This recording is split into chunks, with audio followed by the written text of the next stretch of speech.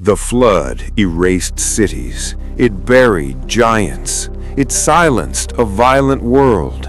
But when the waters receded, something was still watching. High above the clouds, beyond where rain could cleanse, eyes that had once fallen from heaven remained open. The watchers had not drowned. They had waited. If you think evil ended with the flood, subscribe now, because this story begins after judgment. Before the flood, they were called watchers, not demons, not men, angelic beings assigned to observe humanity, to guide, to guard, to remain unseen. But observation turned into fascination, fascination turned into desire, and desire became rebellion. They descended, they taught forbidden knowledge, they took human wives, and from that union came the Nephilim, beings too violent, too dominant, too corrupt to coexist with creation. God judged the earth, but notice this: the flood was aimed at flesh. The watchers were not flesh. So when the rain fell, when mountains disappeared, when giants screamed beneath the waters, the watchers were bound, not destroyed. Ancient texts outside Scripture whisper details the Bible only hints at. Some watchers were chained in darkness. Others were restrained, limited, barred from open interference. But not all were erased, because heaven doesn't always destroy rebellion. Sometimes it contains it. The flood cleansed the surface of the world, but beneath that clean soil, memory survived, and above it, influence remained. When Noah stepped onto dry ground, the world was silent. No cities, no giants, no open corruption. But corruption doesn't need giants to survive.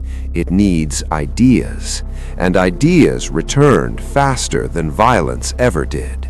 Within generations, men built cities again, power concentrated again, pride resurfaced again, and whispers followed them. Not voices, inspirations. Before the flood, the watchers ruled openly. After the flood, they adapted. No more giants roaming valleys, no more visible descent from heaven. Instead, influence through kings, knowledge through mystery schools, power through empire and hierarchy. They no longer ruled bodies, they ruled systems, religion, government, warfare, technology. The battlefield shifted from flesh to mind.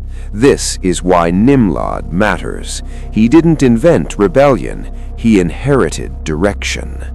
The Bible calls him a mighty hunter before the Lord, but the ancient meaning suggests something sharper, a hunter in defiance of the Lord, someone gathering power where God commanded scattering, someone rebuilding unity without obedience, someone acting like humanity could ascend again without permission.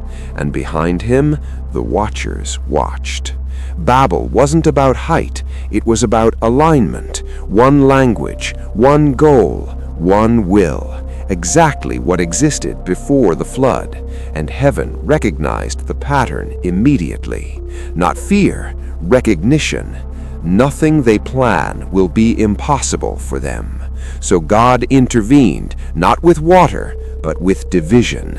Language fractured, unity shattered, the plan collapsed, not because it failed, but because it succeeded too quickly.